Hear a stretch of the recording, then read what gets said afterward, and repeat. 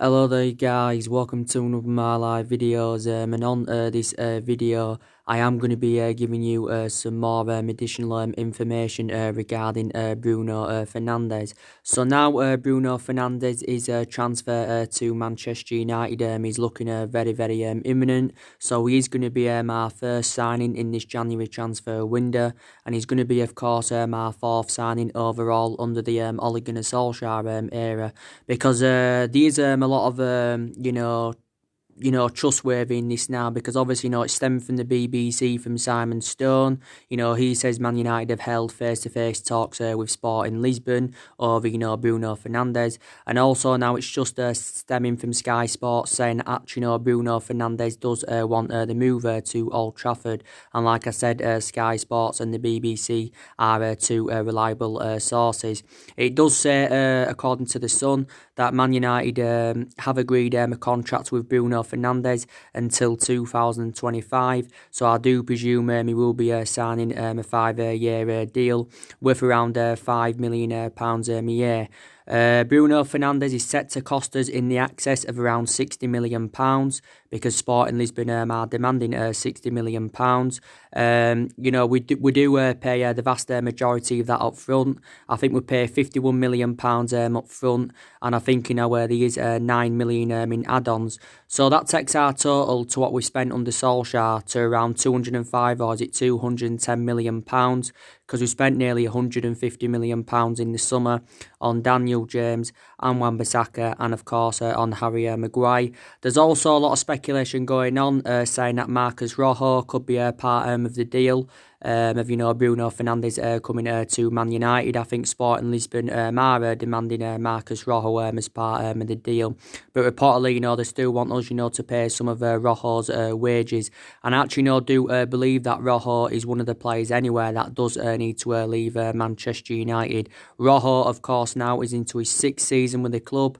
He has sustained a lot of injuries with Man United. We got him for around £16 million from Sporting Lisbon back in 2014.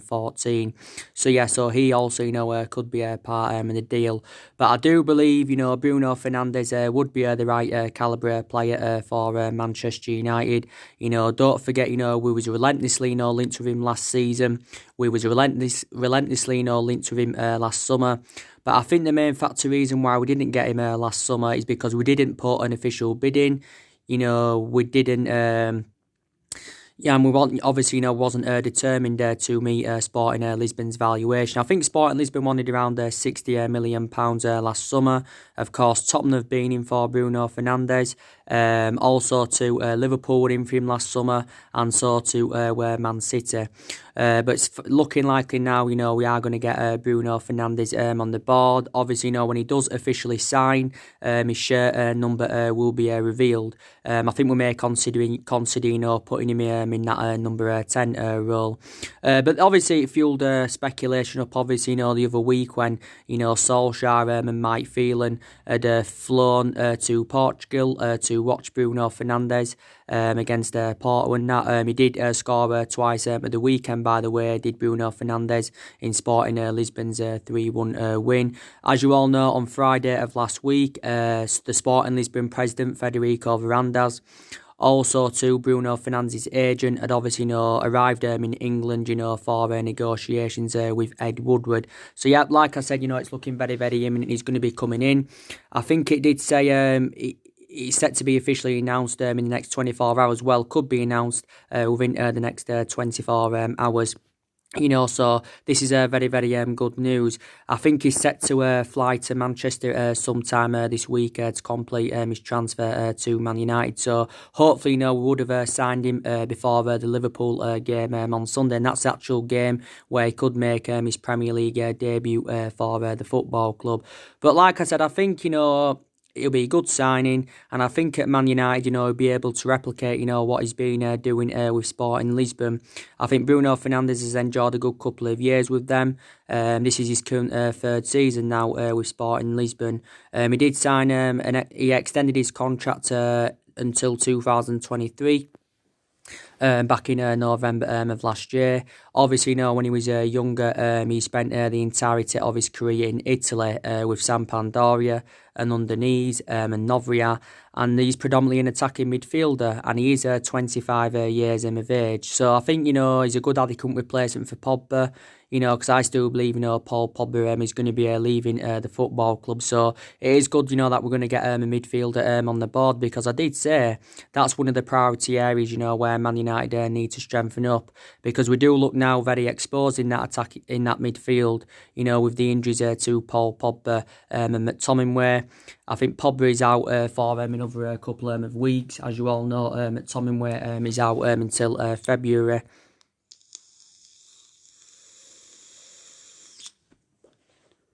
But Bruno Fernandes leaving Sporting Lisbon. Obviously now he's rejuvenating his career, and he's coming to the Premier League and that. So hopefully he can exceed expectations in the Premier League. But got to say, a very, very good player in that.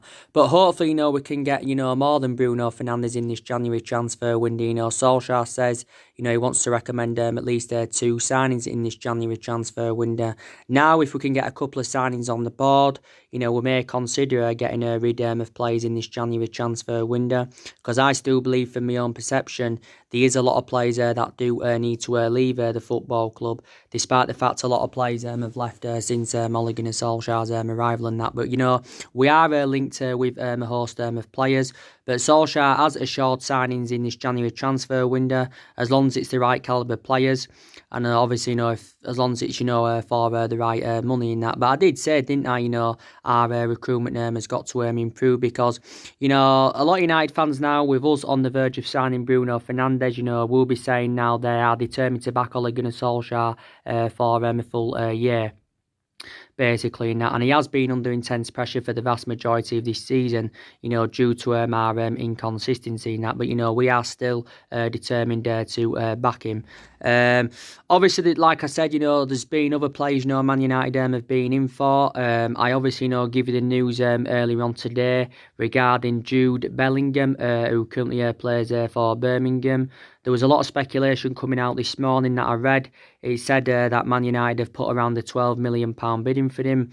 And, Jude Bellingham is a cheaper solution. And, he's been a revelation this season in the Championship for Birmingham. I think he's made around 23... I think he's played around 23 games, sorry. He started around 17 of them, so he has been a regular starter. And Jude Bellingham is only the age of 16. He's not 17 until the summer.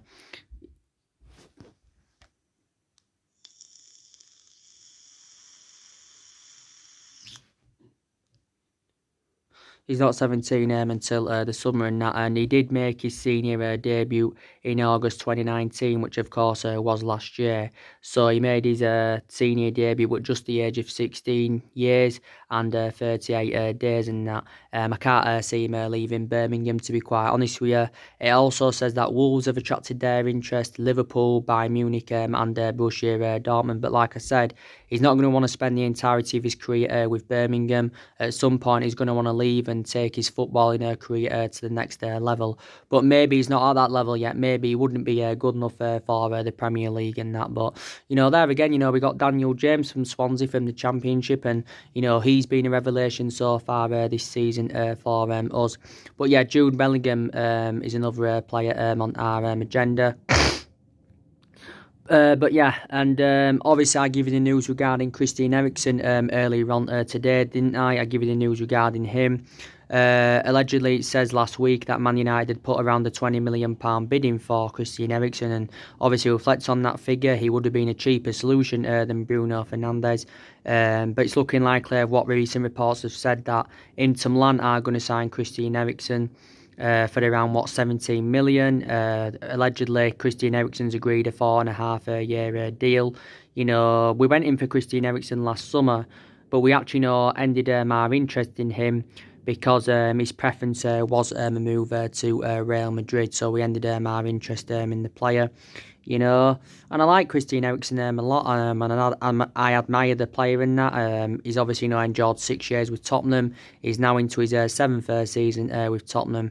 Tottenham from their perspective obviously want to cash in for him this month rather than letting go on a free transfer at the end of the season, because his current contract does expire at the end of the season. So yeah, we're not going to get Christian Eriksen, but I think we've reignited our interest in Bruno Fernandes. Obviously, is because we're not going to sign James Maddison this month. I'm very sceptical about that, and we're basically seeing him as an alternative to James Maddison, definitely. And you can maybe take Christian Eriksen into account. But yeah, so that's the latest news regarding the transfers.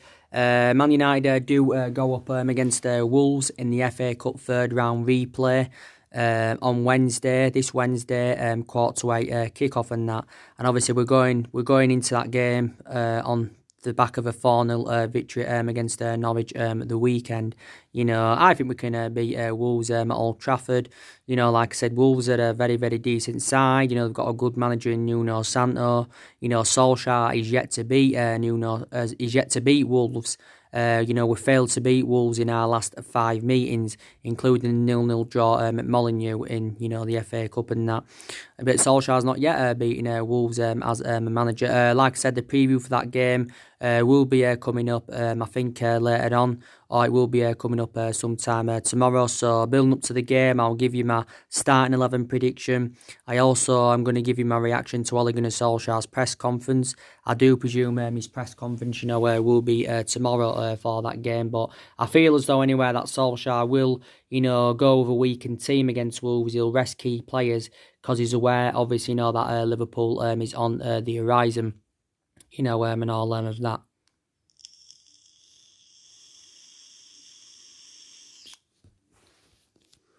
And all of that, and yeah. But like I said, Solskjaer has been at Manchester United now for around 13 months. So in that aspect, it means he has been here just over a year. He's obviously been permanent manager for almost 10 months now. He's been a permanent manager, and obviously analysing the vast majority of that 10 months, he has endured a really, really difficult time. And this is the explanation, why he has been under intense pressure. There's still a lot of our fans, demanding him out of the club. I'm still demanding him out of the club because I feel as though that he isn't the long-term solution for Manchester United. But like I said, our board will not sack Solskjaer, not at this present time. Like I said, we are determined to give him a couple of windows. And obviously, if we did decide to sack Solskjaer within this 3-year period, then obviously the club would have to pay something in compensation to get rid of him. I can't estimate how much we'd have to pay, but obviously we'd have to pay something because obviously he's on a 3-year contract. I can see him seeing out his 3-year contract. If we can get back to being competitive and we can get up there, challenging for major honours and things do turn around. But if there's no improvements, then I can't, see him seeing out his 3-year contract at the football club. And like I've said on my other videos, if we can go on a good run of form until, March or until the end of this season, then my perceptions, may start to change regarding Solskjaer, But, when he first came in, he did really, really well. And, in that 3-month period when he was the interim manager, he was absolutely fantastic. He exceeded expectations. The results were good. The performances were good. He won his first 8 games. He won 10 games out of 13 in the Premier League. And he won 14 out of 19 in total. And obviously, reflecting on that, that was, of course, enough to give him the job at the football club and that. And, but I just feel as though the expectations are too high for him, and Solskjaer knows that we're not at that level as we should be, and it's going to take us, at least a couple of years for us to emulate to that level. So we know at the moment City are strides ahead of us, Liverpool are strides ahead of us in that. But we've got to get the right calibre players in, and it'd be a good start if we get this deal over the line for Bruno Fernandes. I think he will dramatically improve our midfield.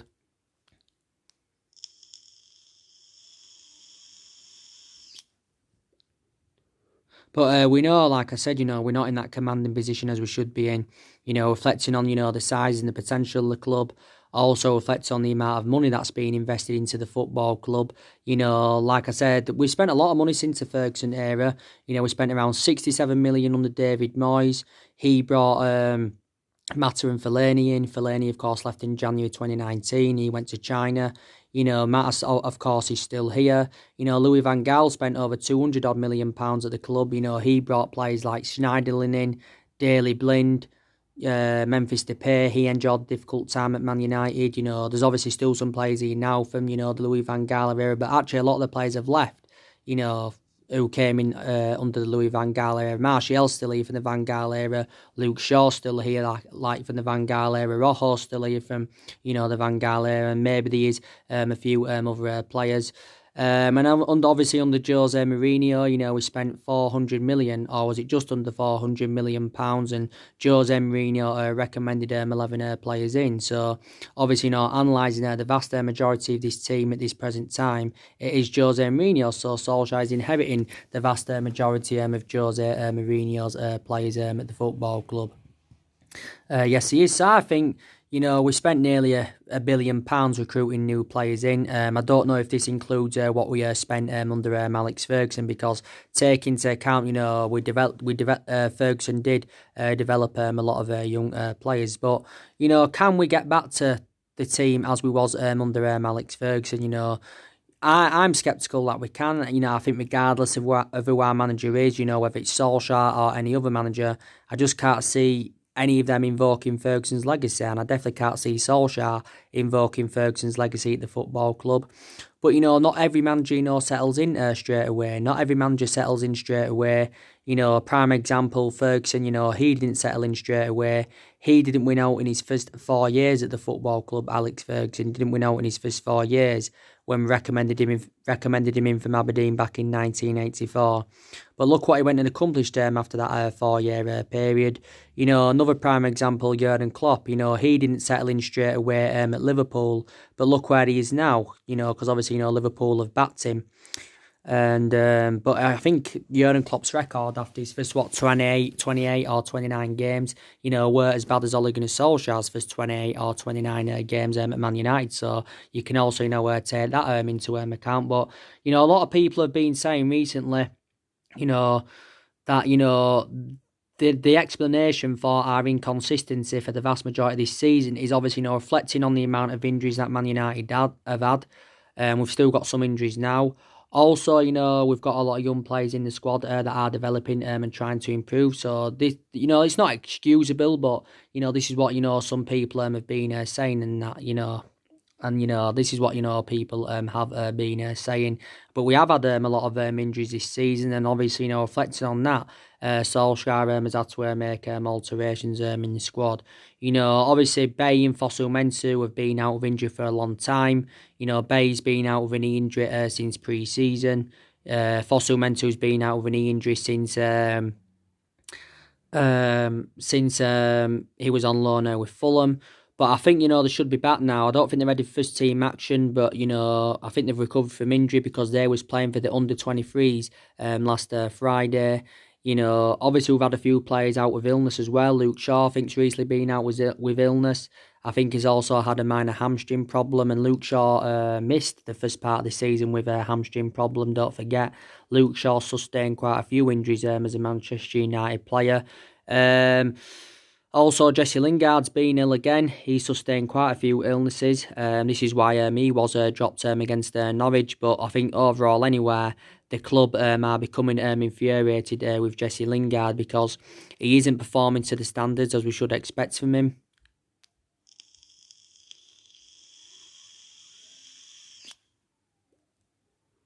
He isn't performing to the standards as we should expect from him in that, and reflect on the number of years he's been here and reflect on his status at the club. He should be putting much more better performances out. But I think probably Jesse Lingard is one of the players that Man United do need to consider getting rid of, because Lingard is on around 100 grand a week at Manchester United. I think.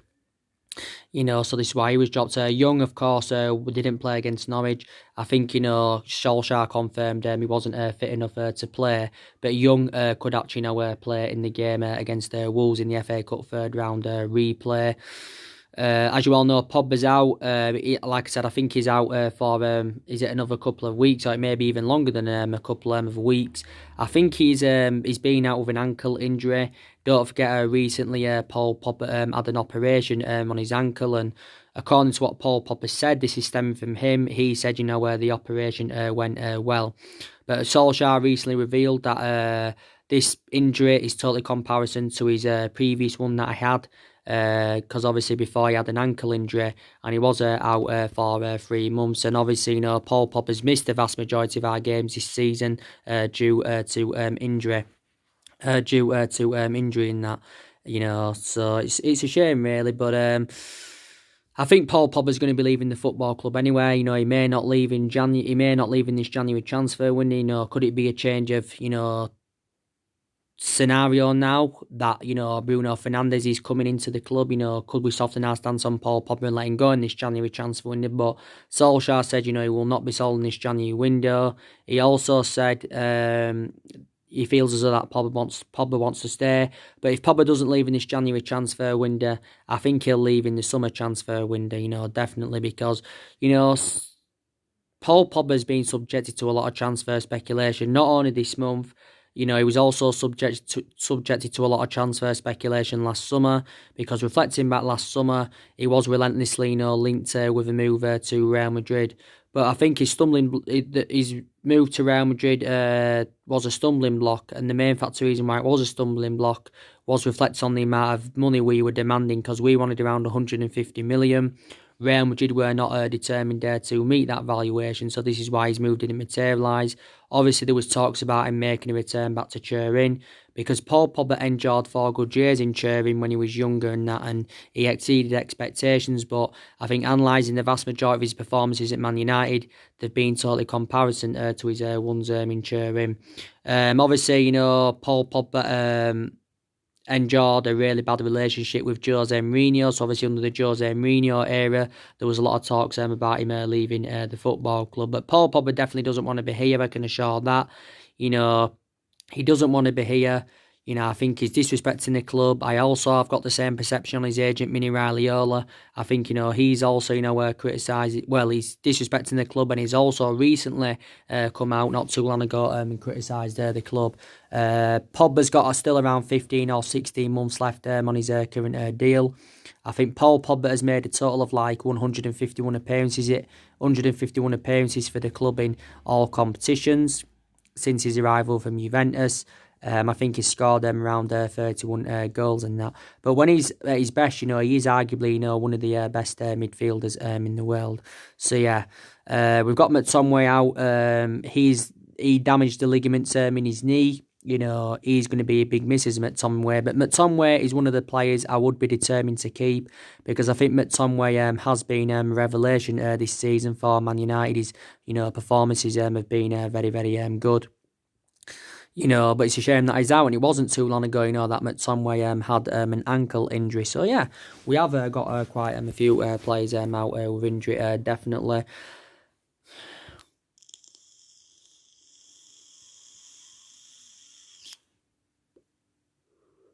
We have got a few players out with injury and all of that.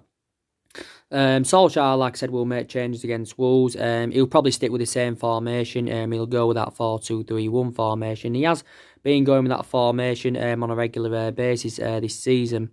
But I think in the vast majority of our games, that formation hasn't really seemed to suit our standards. Maybe in some games it has. I think Solskjaer should maybe revert to 3 at the back, or maybe he should maybe go with a 4-3-3 formation. But I think for the vast majority of this season anyway, Solskjaer has been tactically naive and that, and doesn't really seem to have a plan B.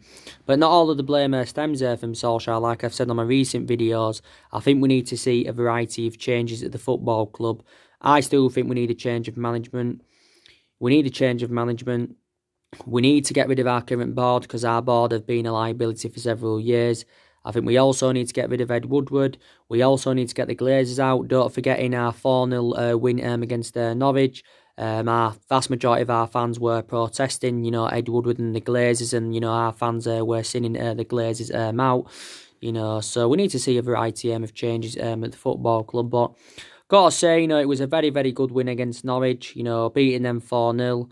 It was our first win of 2020 by the way. We've played 4 games so far in 2020 in all competitions. And I think that win against Norwich is our biggest win in the Premier League this season, since the 4-0 win against Chelsea on the opening day of the season, I've got to say. But it was a very, very good performance. Like I said, it was good to see Rashford score 2 goals on his 200th appearance. Rashford is now on 14 goals this season in the Premier League, 63 senior goals for the football club since he broke into the senior squad back in 2016. Good to see Martial score as well, his 59th senior goal. And Mason Greenwood, it was good to see him score. It was also good to see Juan Mata provide 2 assists in the game. But yeah, very, very good performance. But that was a game we was expected to win, because Norwich are bottom in the league. It's looking very, very imminent, that they are going to be getting relegated. I think Norwich have only won 3 games so far this season.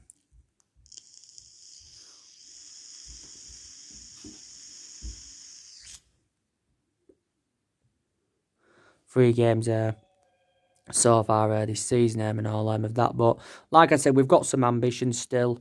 It's looking very unlikely now we're going to win the Carabao Cup because it's looking like we're out.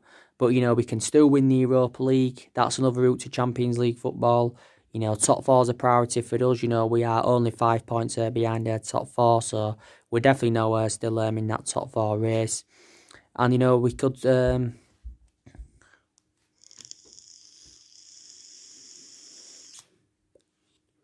possibly, win the FA Cup and all of that. So, yeah. So, that's your latest news regarding Bruno Fernandes. When it is official, which it's looking like he's going to sign now, I will be straight back on here. So, anyway, guys, drop your comments, likes below on the channel. If you do, consider subscribe as always, and take care. God bless you all again very, very soon.